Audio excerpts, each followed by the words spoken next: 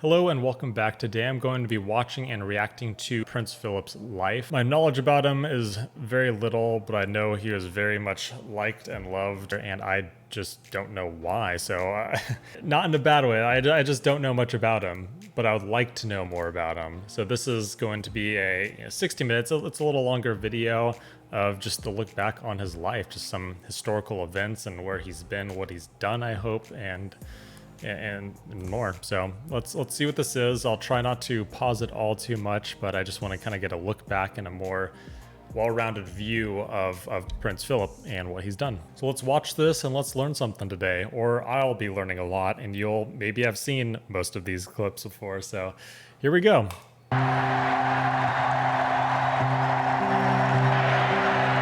Always by the Queen's side. Tolerance is the one essential ingredient of any happy marriage. Prince Philip was a devoted consort and father. I am so happy. My future husband is by my side. He was a fun parent to have around and very conscious of spending time with the children when he could. Great. It's really great. Shaping his own legacy through his charity work. 5,000 quid, which will go a long way to help a great many families. I think we'd better get on with the celebrations now. Thank you very much. His straight-talking manner. Do I look ill?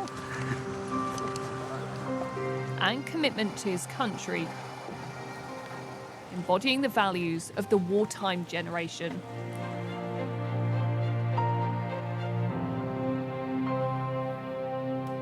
He was in the Navy, correct? The Royal Navy, and I think he joined in 18, was it? Something like that. Or correct me. Born in Corfu in 1921, Prince Philip of Greece and Denmark was welcomed into a world of title and privilege. But when he was still a baby, his family were forced to flee their home. A military coup meant it was no longer safe to stay in Greece. Did not know when that. the family were on board this boat, that the sailors looked at the infant Prince Philip, who was only 18 months old at the time, and decided that the best place for him would be this orange crate from which they fashioned a sort of crib, and there he slept during the journey. Effectively homeless, they eventually made their way to Paris. While money was tight, it was a happy time for Philip, surrounded by his parents and sisters. It wouldn't last. When he was 8, his mother was diagnosed with paranoid schizophrenia. His mother was then tragically confined to what was called in those days an asylum for the mentally disturbed. It was the more tragic because Philip was not told what had happened to his mother. She just vanished from his life. I mean, it's difficult for me to imagine how on earth he coped with the sort of family life that he had.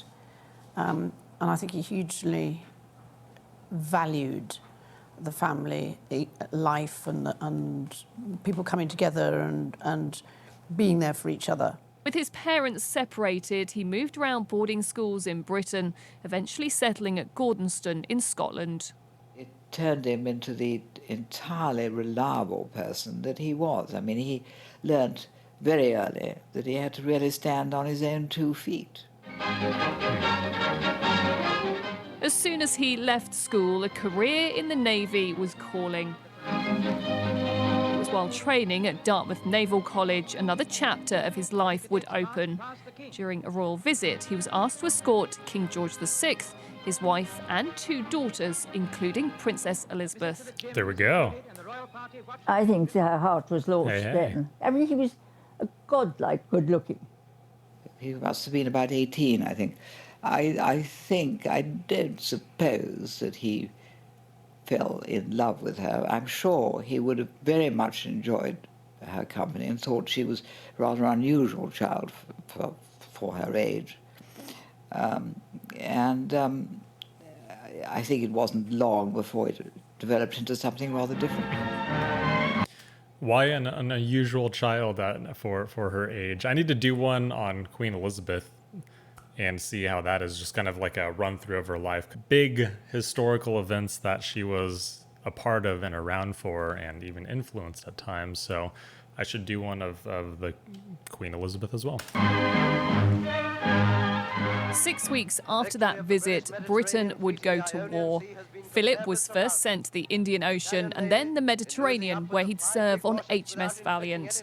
His efforts during the Battle of Cape Matapan against the Italian ships was mentioned in dispatches. Like so many, Elizabeth and Philip would stay in touch during the war by writing letters.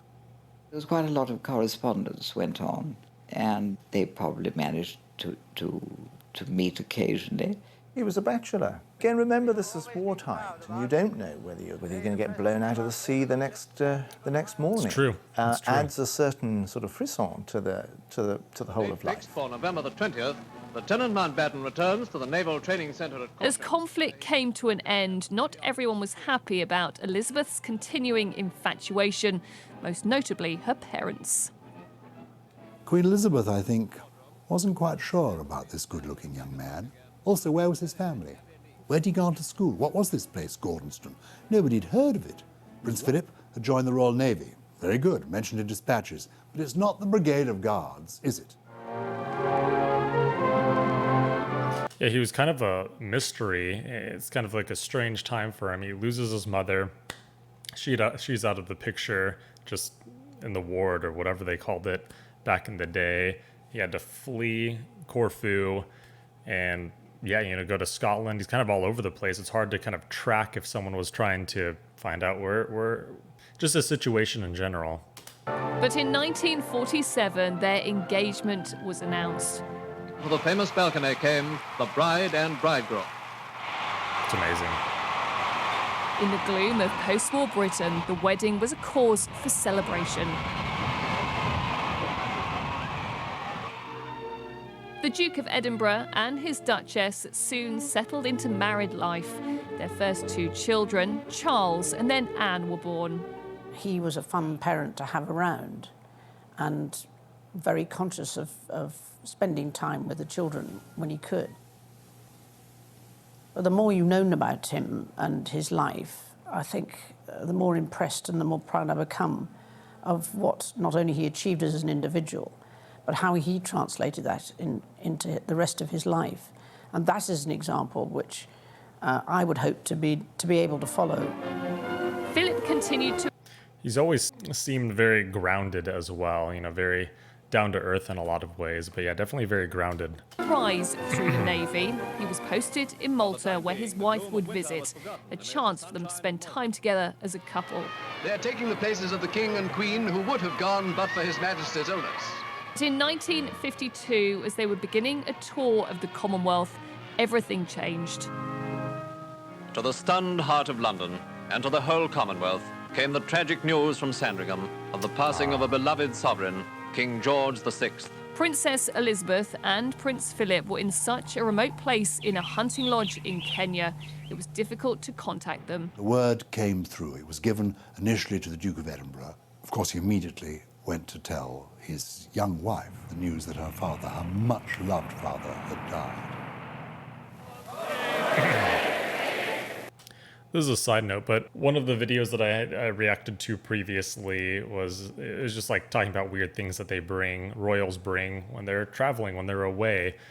And one of them was kind of like funeral clothes, kind of, maybe not funeral clothes, but black, like a black outfit. So if someone does pass away, they could come back, not in a Hawaiian shirt and happy, colorful clothing, because that's all they have. They come back, more appropriate. So neat little tidbit.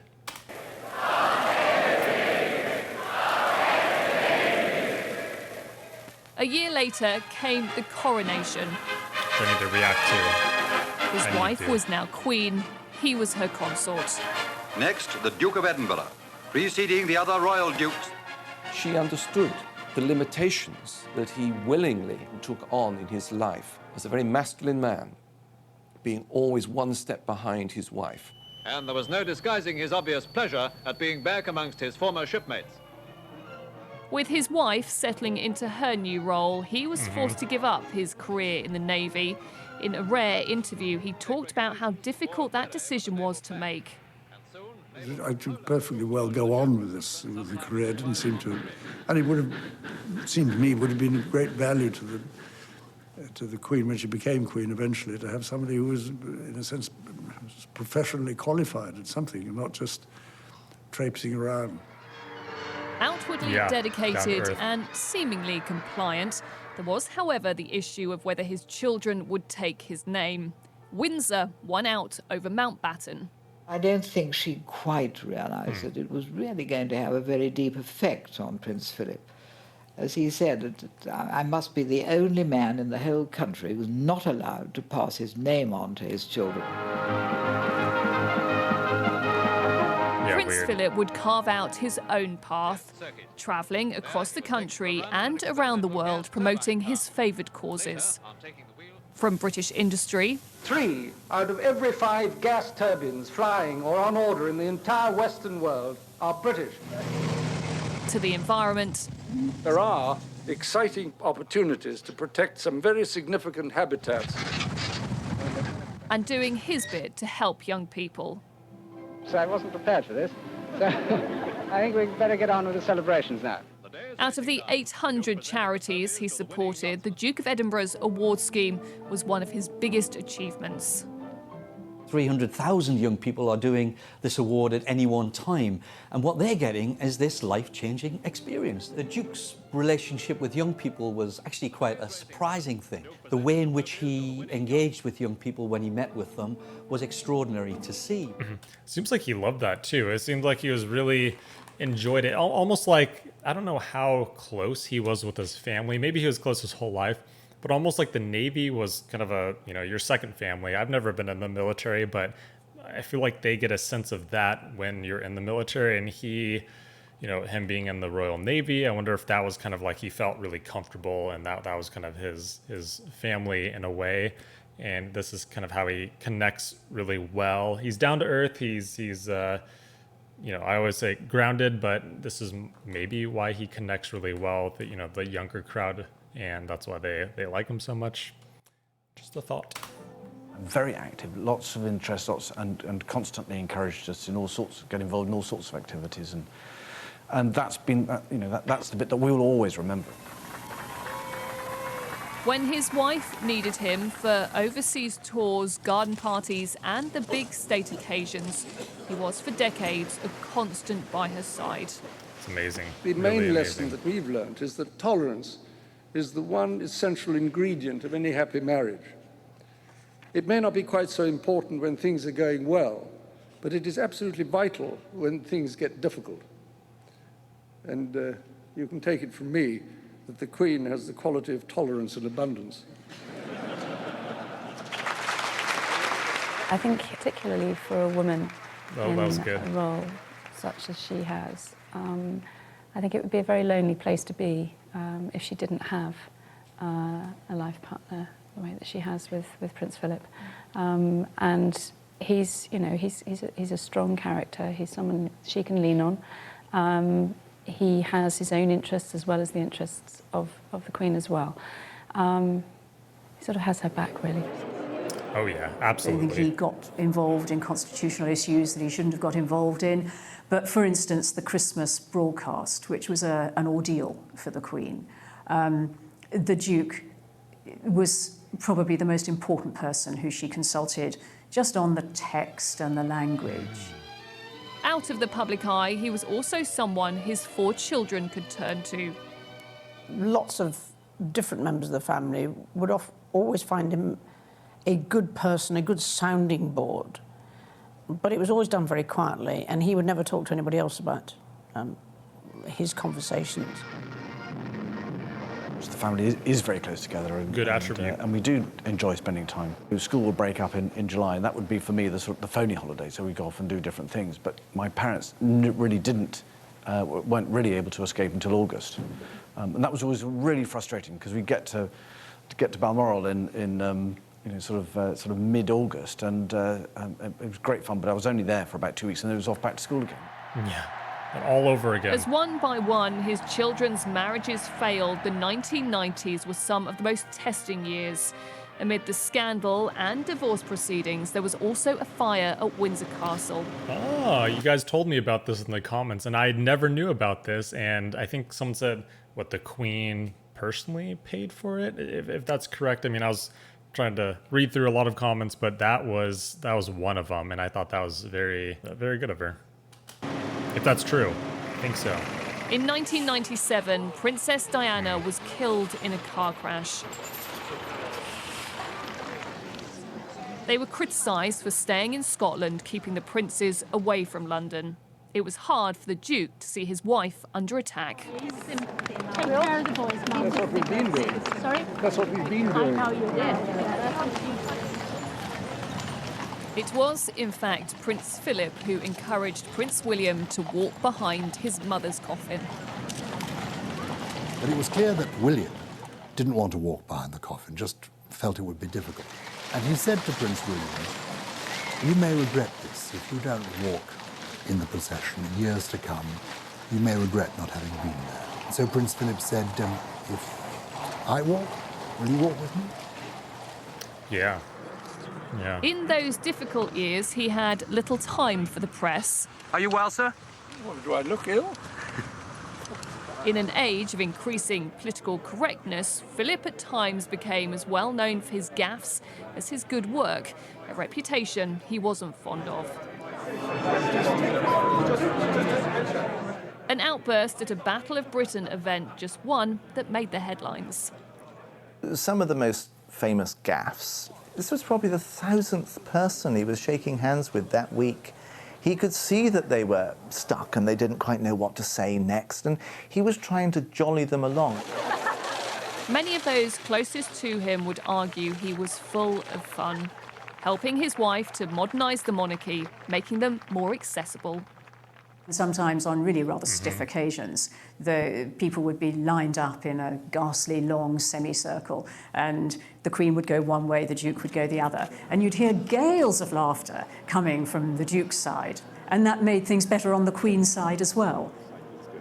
Duke of Edinburgh always notices the little one who's got a flower that he or she wants to give to the Queen. And there are many, many photographs and footage of him picking the child up, taking it over the barrier, and letting the child go and give the flower to the Queen. And then he always notices things like that.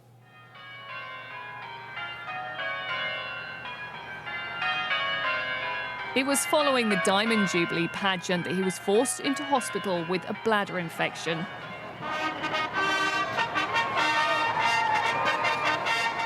This was the Queen's milestone, but also a reminder of the public's affection for her husband.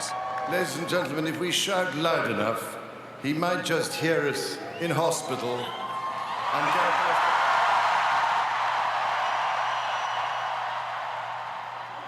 That must have been quite the event. Around his... Did any of you go to that event? Do you know anyone that went there? Because that looked amazing. That looked really great. His 90th birthday, he did admit he was slowing down a little. I mean, can you get Radio 3 on it? Sorry, you're standing down. I can't stand up much. But it wasn't until he was 96 that he retired from his own programme of royal duties. In retirement, he stayed active. His independent spirit brought into the spotlight when he was involved in a car crash and then spotted driving 48 hours later. Occasionally, in his latter years, he would still appear alongside the Queen for big events and family celebrations.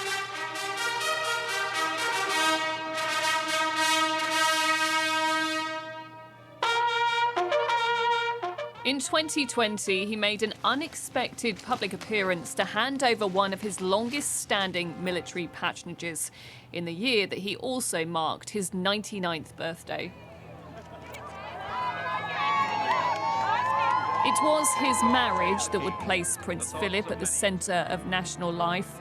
As well known for his humour as his charity work, a man with a deep sense of duty to his family, his country, and his Queen. He has quite simply been my strength and stay all these years.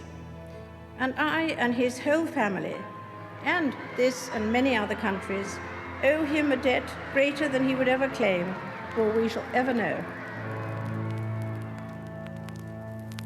that was definitely deserves a like from me. Overall, though, I thought that was a fantastic video, a good overview. Of course, they can't cover everything in a just over 15-minute video, but that gave me much more knowledge about kind of the royal family, but also, of course, Prince Philip and his life and what he's done, and just his personality and how he was to his kids and to the country, to the Queen, to his wife.